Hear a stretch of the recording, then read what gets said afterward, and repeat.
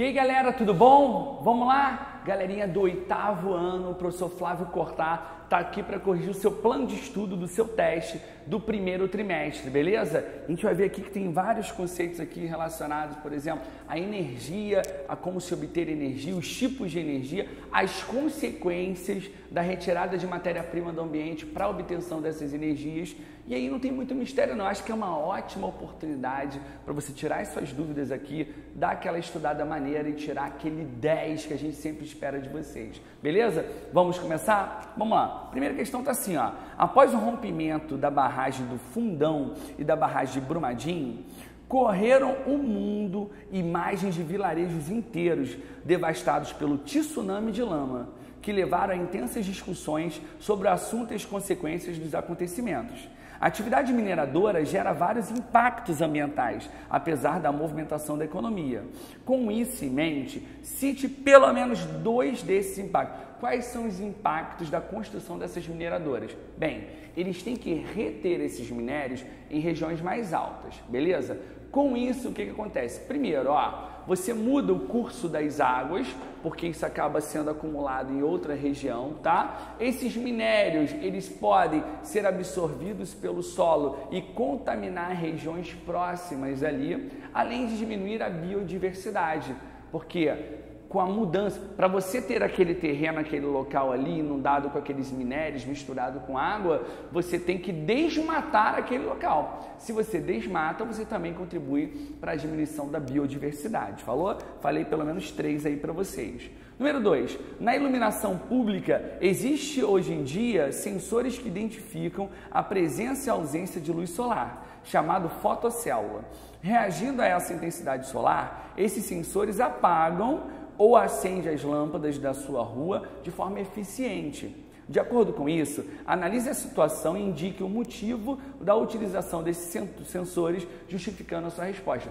Qual é o objetivo dessas fotocélulas? Essas fotocélulas, elas conseguem, durante o dia, fazer com que as lâmpadas permaneçam apagadas, ok? E aí, quando a luz solar fica escassa, elas conseguem captar essa ausência da luz e acender as luzes sem a necessidade da intervenção humana. Com isso, não precisam de pessoas para manipular, né, esse tipo de tecnologia e ainda se economiza energia, porque se alguém esquecer de acender ou de apagar, isso não importa. São elas que conseguem detectar que a noite está se aproximando e elas são capazes de ativar as luzes que acabam, né, se acendendo aí e com isso há menos gasto de energia. Falou? Vamos lá, número 3. O fenômeno da piracema, que é a subida do rio, é um importante mecanismo que influencia a reprodução de algumas espécies de peixes, pois induz o processo que estimula a queima de gordura e ativa mecanismos hormonais complexos, preparando-os para a reprodução. O texto fala sobre um movimento de migração muito importante, que é afetada por intervenções no ambiente aquático causadas por humanos para a obtenção de energia elétrica. Dentro da matéria estudada, qual é a intervenção e por que isso acontece? A piracema é quando os peixes têm que subir naturalmente os rios para chegar em regiões mais altas. Às vezes eles necessitam dar saltos bem grandes para pular entre rochas e pequenas cachoeiras que se formam para chegar lá em cima. Todo esse esforço que eles têm ativam questões hormonais que quando eles chegarem lá em cima eles vão saber que eles estão propícios a se reproduzir. Qual é a intervenção humana que atrapalha, que modifica o fluxo dessa água, impedindo que os peixes cheguem lá em cima e se reproduzam? Bota aí, ó, é a construção das hidrelétricas. E como isso prejudica? Acabei de falar agora. Se você constrói, se você represa uma água lá em cima e faz grandes colunas, os peixes não conseguem saltar essas colunas, logo eles não conseguem chegar lá em cima para se reproduzir. Como o esforço praticamente foi nulo, porque eles não tentaram nem pular, essas questões hormonais não são ativadas e muitas das vezes as espécies ficam ameaçadas de extinção ou até mesmo entram em extinção. Falou? Questão número 4. É isso? É. Questão número 4. causa o alagamento da área em que foi construída, destruindo a vegetação ao redor e alterando hábitats dos seres, como por exemplo a migração dos peixes. Além disso, a decomposição da vegetação pode gerar metano, que é um gás estufa, e causar outros problemas como a proliferação de mosquitos quando há presença de reservatórios de acumulação de água. Tem tudo a ver com a questão que a gente acabou de resolver agora. É a construção de que tipo, ok, de estrutura? Bota aí, ó, são das hidrelétricas, que represam as águas e impedem a piracema, como foi citado na questão número 3. Falou? Número 2. Que tipo de indústria leva a queima de combustíveis durante a produção de energia, lançando gases poluentes do efeito estufa na atmosfera e também levando à produção de chuvas ácidas? Quem é que queima, ok, carvão, né? Alguns, que pode ser carvão mineral, carvão vegetal, por exemplo, para gerar energia e transformar isso em energia, gerar calor e depois, posteriormente, transformar isso em energia elétrica. São as usinas termoelétricas, beleza? E por último, aquela usina com grandes riscos de acidente, como tem em Angra dos Reis, por exemplo, né? Cadê?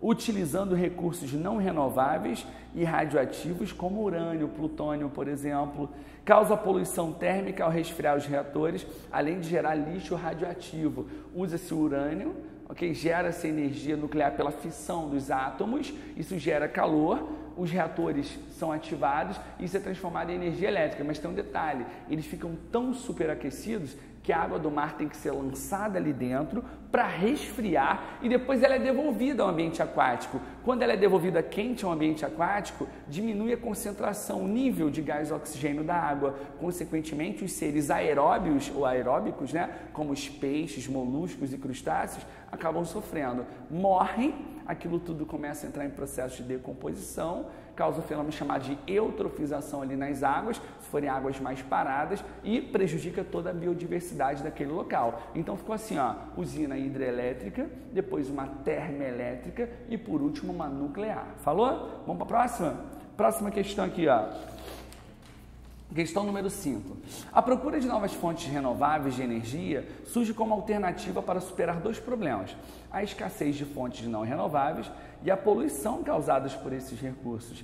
E explique o que são fontes de renováveis e não renováveis e dê os exemplos, tá? Uma fonte renovável é aquela que se renova no ambiente de uma forma constante, seja naturalmente ou pela ação do homem. Por exemplo, eu posso plantar cana-de-açúcar, colher, plantar de novo, colher. Então a cana-de-açúcar, que é utilizada na produção do etanol, por exemplo, é uma fonte renovável ou não renovável? Renovável. Os animais que nós, né, criamos para poder utilizar na nossa alimentação, as outras plantas, o vento, a força do mar, que é a maré motriz, por exemplo, tudo isso são fontes de energias renováveis. Já as não renováveis estão relacionadas normalmente aos combustíveis fósseis, tá bom? Como a gasolina, o querosene, o diesel, beleza?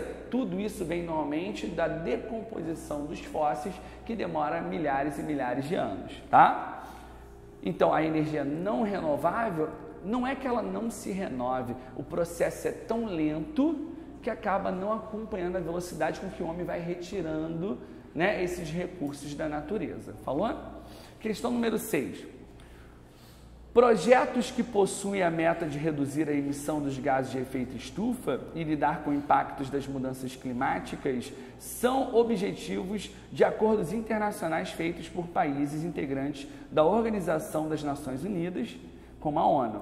O Brasil, por exemplo, visa ajudar por meio da conservação das florestas e da implantação de projetos de reflorestamento, já que a vegetação retira CO2, um dos gases do efeito estufa da atmosfera. Sendo assim, cite dois desses importantes compromissos mundiais. Eu destaquei para vocês aqui, eu destaquei o Protocolo de Quioto e o Acordo de Paris. O Protocolo de Quioto, ele começou a ser conversado no Canadá em 1988 e essa discussão o que foi discutido ali foi assinado em 1997 no Japão. Já o Acordo de Paris, ele é mais atual, ele é de 2016. Tanto o Protocolo de Quioto quanto o Acordo de Paris, eles discutem como os países podem diminuir a emissão diminuir a emissão de gases poluentes que são lançados na atmosfera e a criação de novas tecnologias que façam com que a gente retire menos matéria-prima do ambiente e, consequentemente,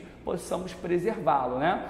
No Acordo de Paris, especificamente, discutiu-se bastante também como a gente conseguiria diminuir esse aumento de temperatura que tem acontecido dia após dia, criando estratégias para que essa temperatura fosse diminuída e não afetasse as calotas polares, não aumentasse o nível dos mares e oceanos, que tem como consequência, né, a invasão das cidades mais litorâneas. Falou? Vamos retornar aqui, questão número 7.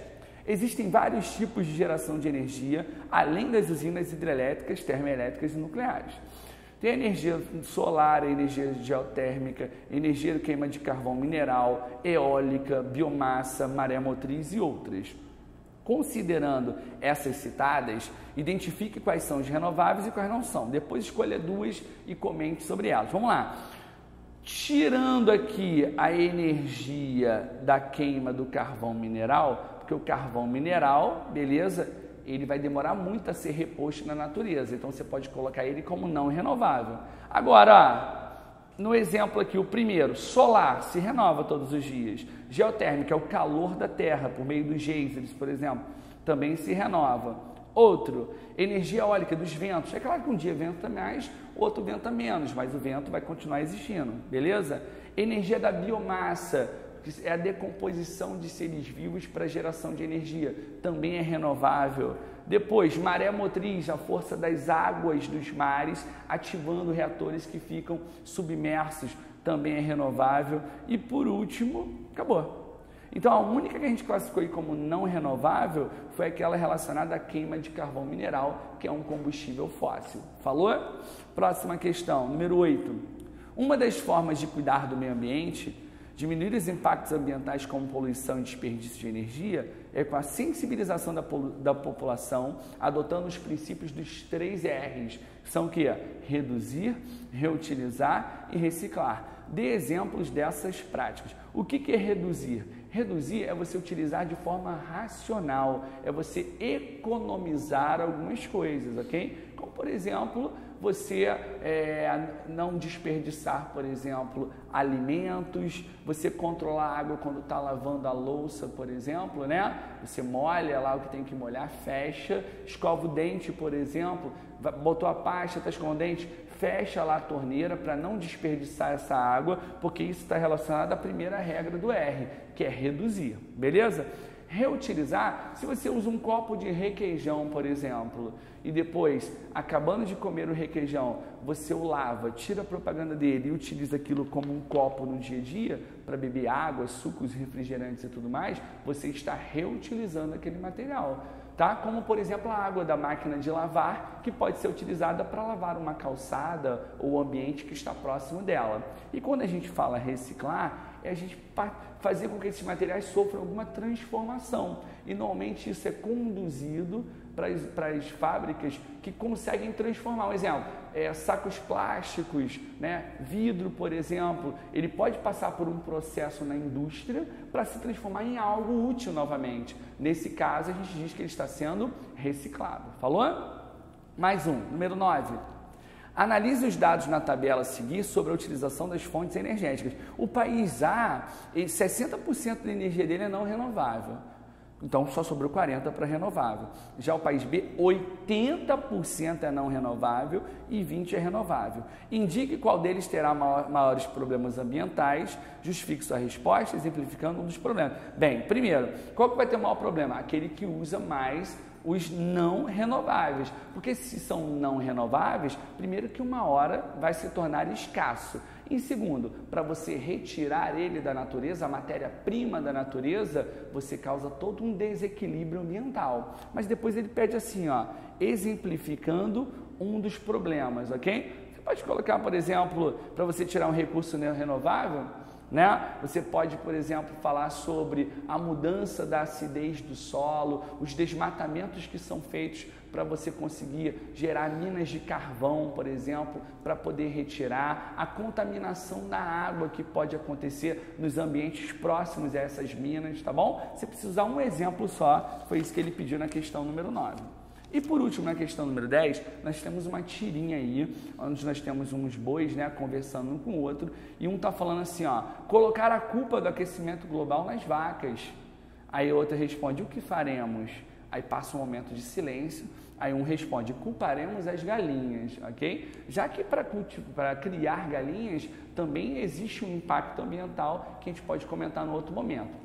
Os bois e as vacas, eles liberam gás metano durante os seus arrotos e durante a sua flatulência. Isso contribui também para a intensificação do efeito estufa.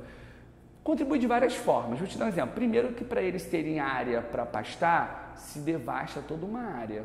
Às vezes queima aquela área, ok? Então, se você tem menos árvores naquele local, é mais gás carbônico que se acumula ali. Então, já prejudicou. Quando você coloca esses animais ali, acabei de falar, as fezes liberam metano, as flatulências, os arrotos.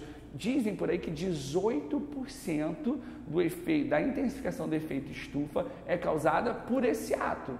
E o restante ocasionado pela queima de combustíveis fósseis nos automóveis dos nossos pais, por exemplo, nas indústrias, etc. Aí depois ele fala assim, ó, a criação de gado em larga escala contribui para o aquecimento global por meio da emissão de qual gás? Anota aí, o gás metano. E por último, quais as outras formas de produção desse gás? Além dessa historinha que foi contada, a decomposição de seres vivos, ok? Também ocasiona a produção de gás metano.